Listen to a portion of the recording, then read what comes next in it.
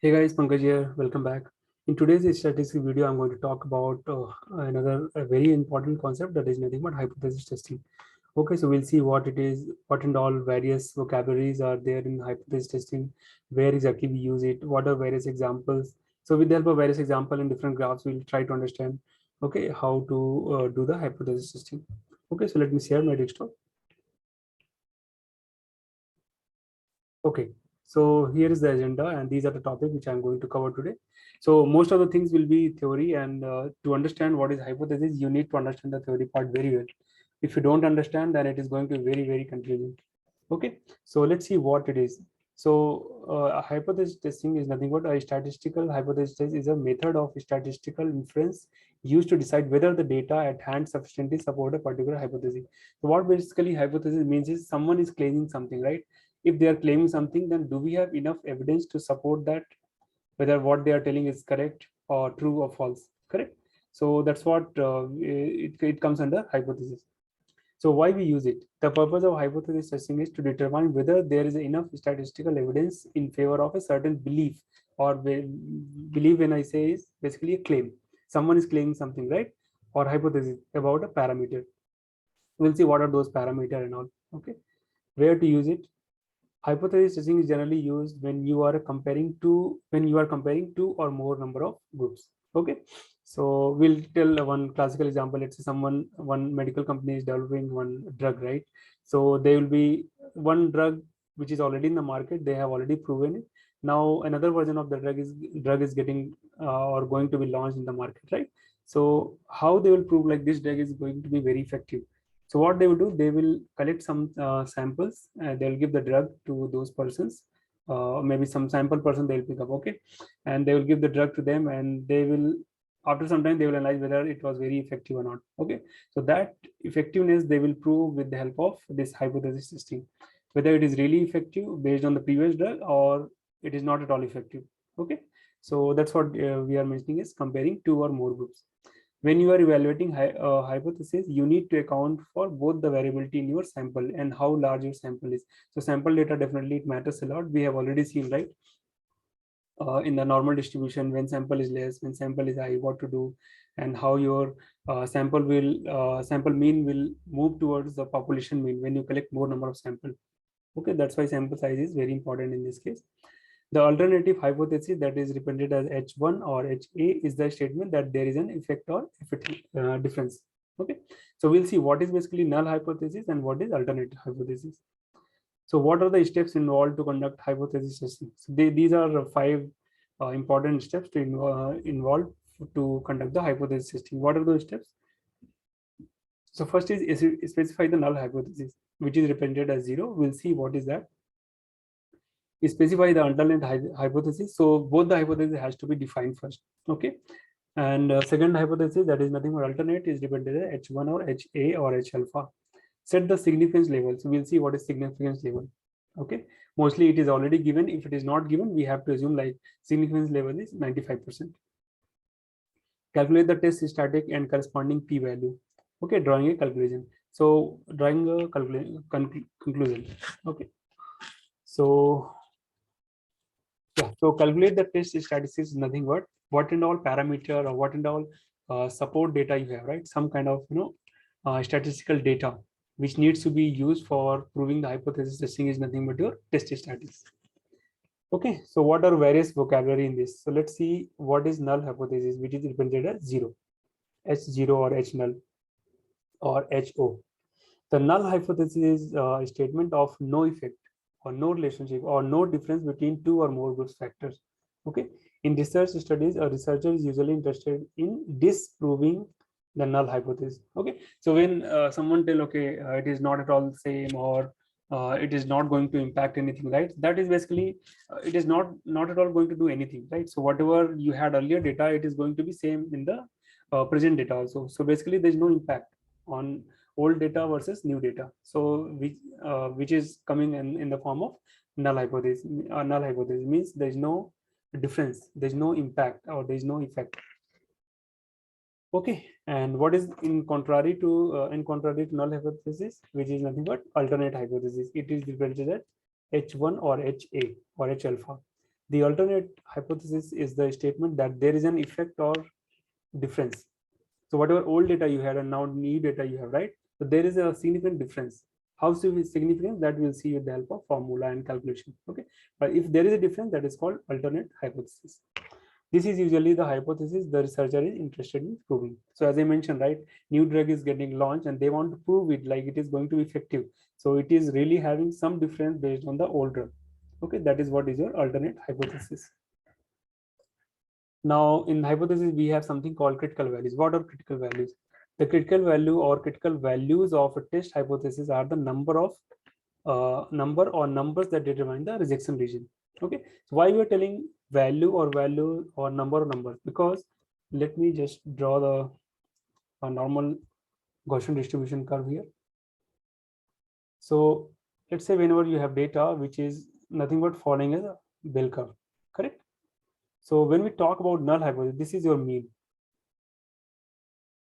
Okay, so in what to say, hypothesis, we have two rejection region. If we are talking about two-tailed test, so this is nothing but two-tailed test. In case you are conducting two-tailed test, means basically you have this region, this first part, and there is another part, because it is symmetric data, right? So definitely you'll be having two-tailed. So let's say I tell some critical value, right? So there will be some critical value here, which is nothing but area under curve between this. Okay, and whatever critical values are here, that is known as rejection region or rejection region. This is also known as rejection region. Basically, what does it mean? If any value, whenever you are going to calculate using test statistics, I told, right, test statistics, so a lot of test statistics are there, which we'll see after this. So if that value falls between this, right, in this region, somewhere here, exactly at this, means you are going to reject the null hypothesis. In contrary, we are going to accept alternate hypothesis.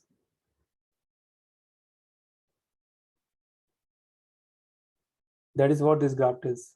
Okay, so the value which you are calculating, if it is falling below the critical region, this is your critical region or critical values, right, which we are going to calculate. Okay, if your value is falling exactly below this or it is equal to critical values, we are going to reject null hypothesis and we are going to accept alternate hypothesis. Okay, so when you reject, means there is no enough evidence to prove that, okay, there is no difference between the original data and the new data. We have enough data which is proving that there's a good probability or good chance, like we are having the difference between the old data and the new data. If there's a difference, we are going to accept the alternate hypothesis. That's what that alternate hypothesis tells, right? And null hypothesis, what it tells, there's no difference. But alternate hypothesis tells there is a difference or significance difference. How much significance, that will come to know later. Okay, so this is about two-side data. Similarly, we have one side. Let's say you are doing one-sided test. One not side, basically tailed. One tail test. So basically it could be either left side of this or left side of this or right side of the graph. Okay, so if it is coming here, so basically your this is mu, right, where mu equal to 0 in the normal Gaussian distribution. Okay, so alternate hypothesis tells if mu alpha is less than mu 0. Okay, if it is less than 0, means you are going to calculate the value which is falling in this region. Basically it is going to be negative, because less than that, it could be negative or less than that, but let's say there is a critical region, right? So it is going to be critical region is, let's say something, let's say minus 1.9. so if it is equal to or less than minus 0.19, means you are going to reject. Okay, similarly greater than or equal to plus 1.9, you are going to reject. In other side, let's say here mu alpha is greater than mu 0. Okay, so that's what this particular one tail test do that. So there is separate formula for that, we'll see. Let's go back to our other vocabulary. So that's about critical values. So either side of the graph, we will have values that is nothing but critical value. If below or above, below means left side and above means right side. If those are falling in that critical region, means we are going to reject the null hypothesis. Okay, what is alpha or significance value? Alpha is a threshold value used to judge whether a test is statistically significant. It is chosen by the researcher. As I mentioned, right? If it is not mentioned, a researcher or maybe user can choose. It is used by the researcher. Alpha represents an acceptable probability of a type 1 error. We'll see what is type 1 and type 2 error in a statistical test. Because alpha corresponds to probability, it can range from 0 to 1. Okay, so here, let's say you have graph. If you provide a critical region somewhere here, right? So let's say I say 95% data is falling here, right? What about 5%? So 5% is what is your critical region here? Okay, so 5%, since we are talking about two tail. Okay, so this 5 divided by 2, that is 2.5. Okay, 2.5 or 0.025 is the area under the curve which is falling within this region. Okay, 0.025. 0.25. If any value which is greater than or less than this probability value, that is 0.05 or 2.5%, means we are going to reject null hypothesis. Okay, and alternate hypothesis will be accepted. Similarly, any value which is coming less than 0.05, basically probability less than equal to 0.025, we are going to reject alternate hypothesis, and we are going to accept alternate hypothesis, and we are going to reject the null hypothesis. Okay, so that's what about this. That is nothing but a significance level. Okay, so mostly a researcher or user, they do take 95% based on the type of test you are performing. Let's say mostly for drug test, right? I want to be 99% sure. Only 1% chance I want to take whether it is going to fail or reject. Okay, so 99% probability or chance you will be using for the drug test, or some kind of, let's say, manufacturing company, they may go for 95% also. Okay, that is what is your significance level. What is the p or probability value? So p, as I mentioned, right, alpha 1 minus alpha is nothing but your p value. Okay, so that is what 0.25, what we saw 0.025. So the p value is a number calculated from a statistical test that describes how likely you are to have found a particular set of observation if the null hypothesis were true. Means you are falling within that region. If you are falling in this region, means your null hypothesis is what? True, right? Okay, so data, let's say if it is falling here, means this is where you reject the null hypothesis. If value is falling somewhere here, let's say I'm representing with different color. If your value is falling somewhere here, let's say is your value. So what is that? This value is greater than the critical region. So let's say I represent value v. V dash is greater than your critical value, correct? In this case, you are not going to reject the null hypothesis, because it is coming here, means you are going to accept the alternate hypothesis. Oh, sorry, we are going to accept the we are going to accept the null hypothesis, because this is the rejection region, means you are rejecting here, but you are accepting the null hypothesis here, means there is no change. Because if you see here, if you remember the what I said, Gaussian normal distribution, most of the data will fall under this category, which is mu plus minus 2 sigma, mu plus minus 1 sigma, mu plus minus 3 sigma. Okay, so let's say this is mu plus minus 2 sigma, right? So there is not significant difference. If significant difference is there, that will fall under this. That's why we reject the null hypothesis. Yeah, there is a significant difference between the value, older value and the new value. That's why we reject null hypothesis, which tells there is no difference. But if we are rejecting, means we are accepting alternate hypothesis, means there is a significant difference. Okay, that's why your value is falling under this category. Okay, so researchers, what they want to make sure that, okay, our value is falling in this category, so that you can reject the null hypothesis, okay, and accept the alternate hypothesis. Okay, so what is two-tailed test and single test? As I mentioned already, if you are conducting two-tailed test, So you divide this area. So your 50% data will be here, 50% data will be here. If you're conducting total, you need to calculate this value as well as this value. Okay. So if you have given alpha, that is nothing but acceptance level, that is 95%. Okay. So your P will be what? Critical region, 1 minus alpha, which is nothing but 1 minus 0.5, because 5%, right? 0.05.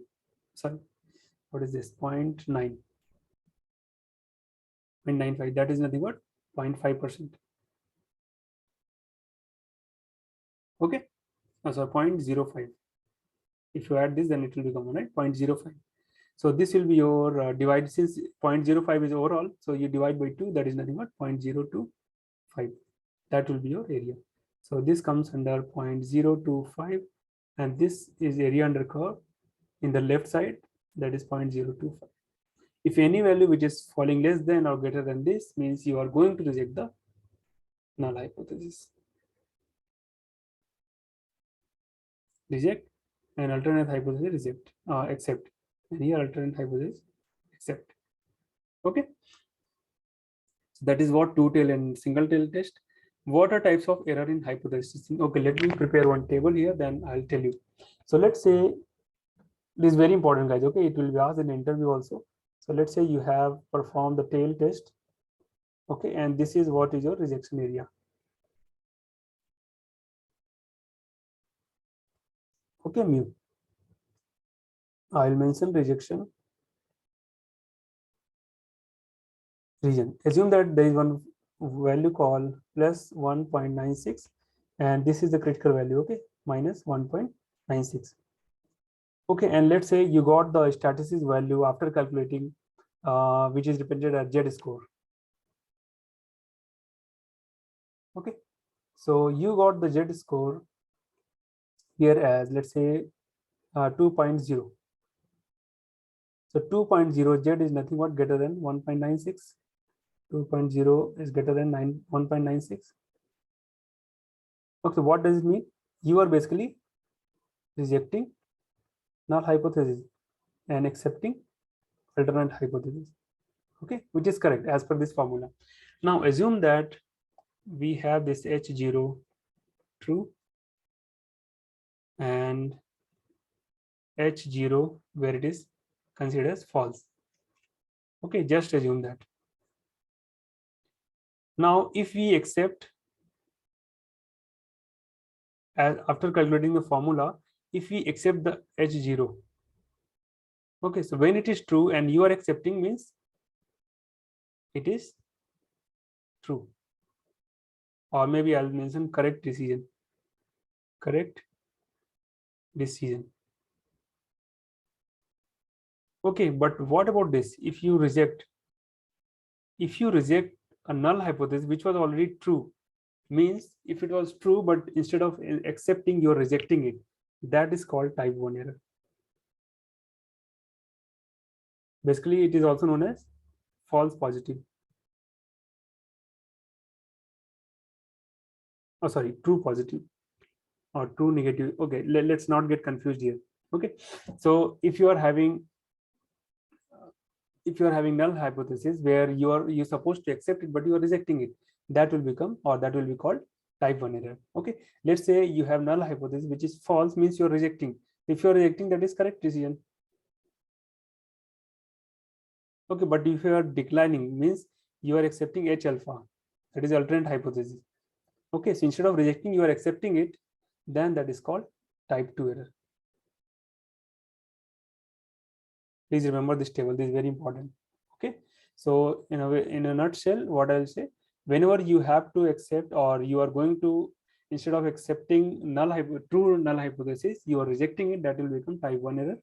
And if you are accepting the false null hypothesis, that will become type 2 error. Okay, so type 1 error is more dangerous than type 2 error. Why? Because see, you need to what? You need to accept it, right? But you are rejecting it. Okay, so in that case, this is more dangerous. Okay, so that is what is your different types of error. So I have mentioned here, type 1 error occur if true null hypothesis is rejected. Means you're supposed to accept the true null hypothesis, but you are rejecting it. Okay, that is called false positive. Yes, it was correct what I have written. Type 2 error occurs if false positive, or sorry, false null hypothesis is not rejected. So your null hypothesis was false. Instead of rejecting, you accepted it. Okay, so that is called type 2 error. So how to reject null hypothesis? There are various ways to do that. So one is like Z test to conduct to get critical values for decision making. Okay, so let's see what is Z test. Again, I'll draw this. So there are various ways to accept or reject the null hypothesis. So first, let's draw a critical region. I'll do for two-tailed test. Okay. So let's say your mu, this is your mu. It could be any value, right? And this is your critical region. Critical value also mentioned.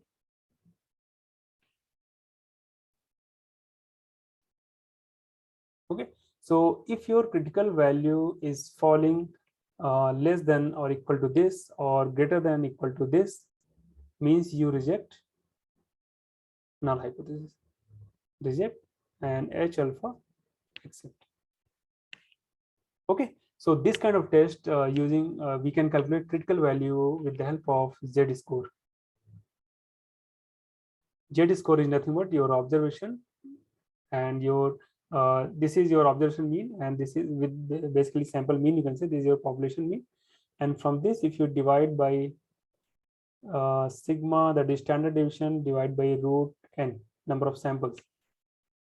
Okay, you will get the Z score, and whenever you get Z score, you go to the Z table, get the Z score value, let's say Z dash, compare this Z score with this critical value. Okay, so there are multiple ways, right? As first we will be seeing the critical value. So there are two ways. Either you calculate the critical value and see whether it is greater than or equal to, or as I mentioned, we have something called significance level. So this is case one. Case one, using critical value comparison, and case two is nothing but using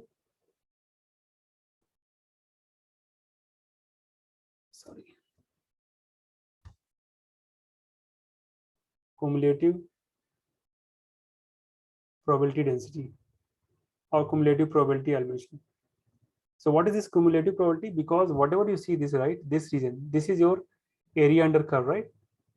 So for that you should know significance level. Significance level. So as I mentioned, if significance level is not given, you consider this as 95%. Okay. So in this case, your p value is nothing but 1 minus alpha. Okay, which is equal to 1 minus 0.95, which is equal to 0.05. And since it is two tails, so you give 0.05 divided by 2, which is 0.025. Okay, so your p will be 0.025 this side, and here cumulative density, cumulative probability for the left tail, this for right tail, this for left tail, both will be same, 0.025. So if you add this plus add this, and this is your 95%, you will get total 1, because probability cannot be more than 1, right? So I can just show it. So we had 0.95 plus 0.025 plus 0.025. 0.95 plus 0.05, which is equal to 1. Okay, so that's how we calculate Z score. So there are two kind of table. One, you using Z score, you can find the critical value, and using same Z score formula based on different value which is given in the example, you will get the p value also. Okay, so calculate the p value, compare it. Okay, so in this case you compare critical value obtained with Z table, and here you compare p value obtained with Z table. I'll show the Z table how to interpret the data. Okay, so anything which is greater than or equal to or less than equal to critical value, it could be either critical value, it could be your cumulative probability. If they are less than equal to or higher than equal to, then it is you are going to reject the null hypothesis. Okay, so let's check the table now. So I'm going to show a couple of examples. Okay, so let's take a look, then you will understand what I mean to say here.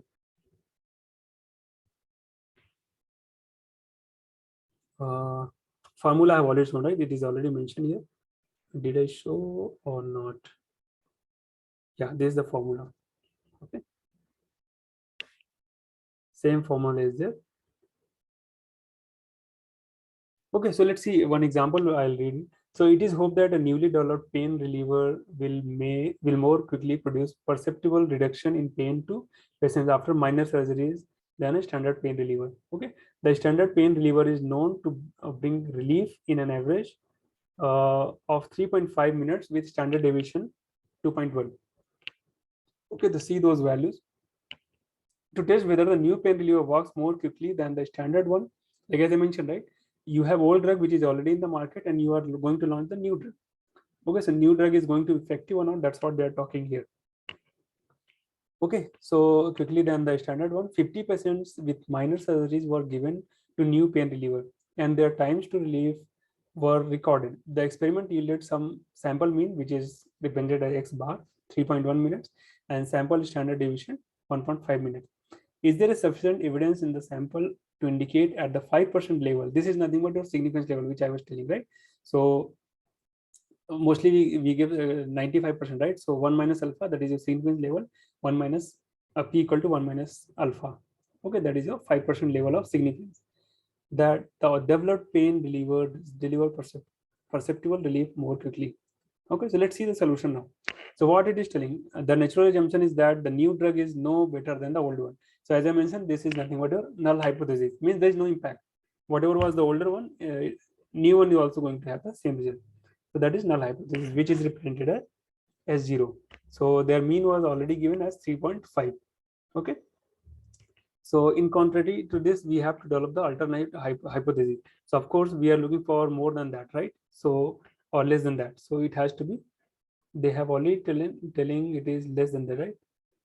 To test whether the new pen reliever works more quickly than the standard. More quickly means it should take less number of minutes. So of course, your alternate hypothesis should be less number of minutes, right? Less than 3.5. That's what it is, your alternate hypothesis. And what is the significance level? At 5%. That is alpha is your 0.05. Okay. So this is the test status. This is what we tell, right? Now the second step is the sample is large, but the population standard deviation is unknown. So whenever you don't have any population standard deviation given, right, we have the formula, right? So with the help of central limit theorem, we know that sample mean is tend to towards the population mean, correct? If sample is large. What about the standard deviation of sample, which will be nothing but equal to sigma of root n. That's what they are doing here. Okay, so since that mean is not known, so I'll just take sample standard deviation divided by root of number of samples. So I'll get some value, and that value is nothing but your z score. Okay, so let's see how to see this z score. So we have alpha as 0.05, that is 5%. So at 5%, we have to find this value. Okay, so since we are looking like it should be very less, right? So less could be like minus infinity to this particular value, right? So let's see which value, what z score we get from the table. So if you go here, there's a critical value for the table. That's what we are going to see here. So let me enlarge it. So minus 1.8 we got, right? And acceptance level is what? Let me just draw it so that you can understand. So 0.5% is what they have given, and minus 1.8 is the value we got, right? At z score. Just cross it, see where we are landing. So 0.032, this is the value, right? So let me see, this is what they are getting, 0.032. No. Okay, sorry, minus the infinity to 1.6, correct? Okay, so that is nothing but, let me just clear it. minus infinity, we have to see where it is. Oh, we are looking at the wrong value or what? Yes. So you see here 0.05 you can tell. That's what we see here, 0.05, and the minus infinity or plus infinity could be this, right? So where it is crossing exactly this. Cool. That is this 1.645. Okay, and that is what you got here, right? 1.645. Okay, so let me draw the normal distribution what we had seen. So this was your distribution. Okay, and your significance level is 0.5. That is nothing but 0.025 because this two tail, assume that. Okay, and this is your 0.025 is your rejection region. Okay, and what is the Z score? Z score you got minus 1645. So this is your minus infinity. It will go till here, right? And the exact value you got is 1.645. But from here, what you got?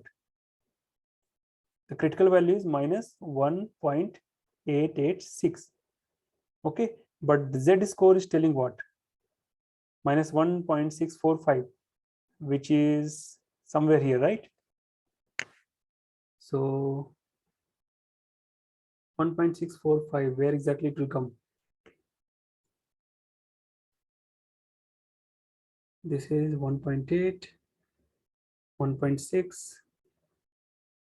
So what is showing? The test study falls in the rejection region. Okay, minus 1 to 1. I drew the wrong value here. This should be 1.64.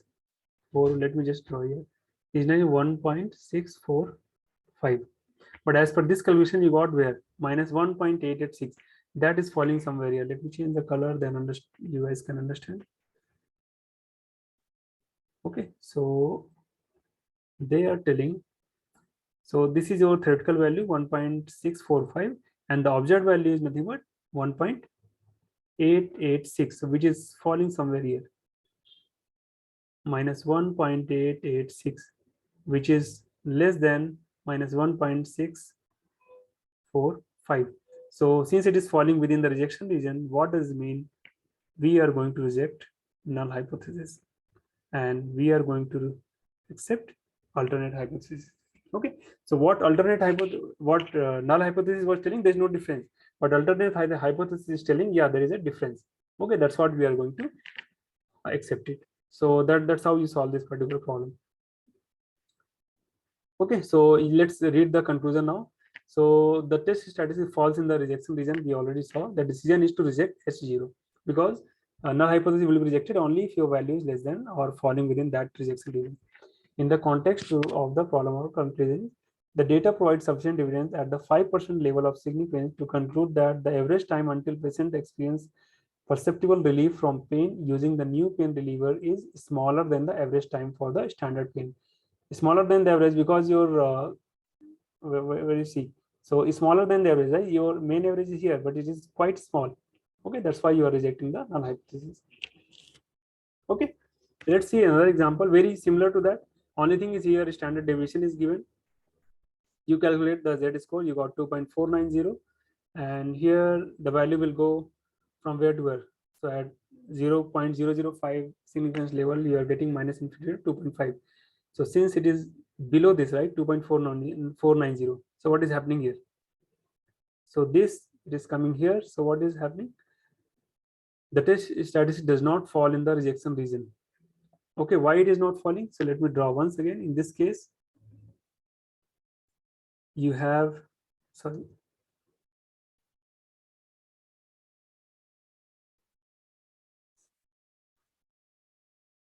your critical value is what? 2.56 minus 2.576. But the one which you calculated, 2.490, which is coming somewhere here. Okay, 2.490, which is greater than minus 2.576. It means you are failed to reject null hypothesis. Okay, sorry, you are failed to reject means you are basically accepting alternate you are rejecting alternate hypothesis, and you are accepting null hypothesis, because you see here, right, your it is very much closer to the mean, correct? So there is no difference. That's what they're telling. If you read the conclusion here, the data do not provide sufficient evidence at the percent level of significance to conclude that the average amount of product dispensed is different from 8.1 ounce. We conclude that the machine does not need to be recalibrated. It is exactly like very much close to the mean. So you don't have to really calibrate the machine. Okay, guys, so that's how you solve. There could be some problem where sample size is very small and standard deviation is not given. In that case, we go with the t statistics. It is very similar to what we have solved so far. The only thing is your degree of freedom needs to be calculated. So degree of freedom is nothing but your sample number of sample minus 1. Okay, there will be a separate t student table. From that you can calculate. So let me just show one example here. Simple example I'll show.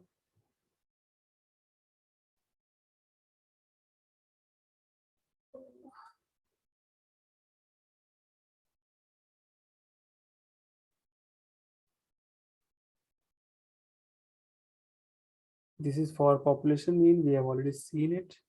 Yes, you can just see here.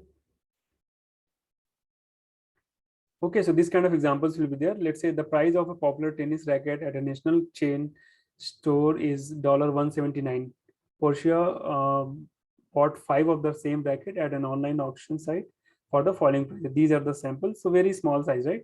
So in this case, you need to have the mu, that is nothing but the mean of this, so that is 179, and alternate hypothesis based on the problem statement, so which is less than 179. That's what they're telling, and significance level will be 0.05. So you calculate the t statistics. Okay, similar way the way we calculate the z score, exactly same formula. Okay, but here you will have degree of freedom, which is nothing but that needs to be calculated as TF, that is nothing but, sorry, DF, that is nothing but degree of freedom equal to 4, because total 5 samples are there, right? So 5 minus 4, 5 minus 1, that is 4. Okay, so after that you go to the t statistics table, take a look at the significance level and your degree of freedom at 4. So degree of freedom is 4. Where is the t value? 12.3, table 12.3. Yes, this is the one. So degree of freedom is your 0.05, and this is the way you calculate. Okay, so this is your degree of freedom 4 and 0.05, correct? If you go here, this is nothing but 2.132, and exactly this is what they got, 2.132. Let's check that. Yeah. Okay, so what you calculated is 2.152, and what Z score is telling 2.132. So this is lesser than that, correct? So this is theoretical value, and this is what you calculated, which is coming below that. So you are going to reject the null hypothesis. Okay, so let me just draw once again so that you guys can understand. So this was your data, and your critical region is coming at 2.132. That is something here, 2.132. That is negative. But what you calculated is 2.152, which is coming somewhere here, minus 2.152, which is less than minus 2.132. It means your data is falling somewhere here in the rejection region. Okay, so since it is falling within the rejection region, means you are going to reject the null hypothesis and accept the alternate hypothesis. What alternate hypothesis is telling? Your whatever racket you brought, their price is less than 179. Okay. Okay, guys, so that's all. That's how you solve the hypothesis problem. All you need to remember is number of sample size and mu, standard deviation, and you should be able to understand what is your reject table, how to interpret the data. Okay, what is your significance level, what is your p-value. If you want to calculate using p-value, then look for the probability, cumulative probability. If you want to reject based on the critical value, then look for the critical value in the z table. Okay, so if anything which is falling like greater than critical value or less than critical value, it is going to be in the rejection region, and that's how you would reject the null hypothesis and accept the alternate hypothesis. Okay, And we saw different types of error. Type 1 error, where you're supposed to accept the null hypothesis, but you're rejecting it. Okay. And when you are going to reject the null hypothesis, but you are accepting it. That is type 2 error. Okay. So that's all about hypothesis testing. There are a couple of more topics, but which we may encounter in the machine learning. So I'll prepare the video accordingly, then you guys can understand. Okay, so in this, I'm going to wind up a statistical video or a statistical topic, and I'm going to start machine learning from next video onwards. So stay tuned and learn. And whatever video I have made so far, please try to revise, because definitely most of the concept is going to be used in machine learning. Okay, couple of more new concept will be there in statistics, which we will see. Maybe I'll make the video as and when it is required.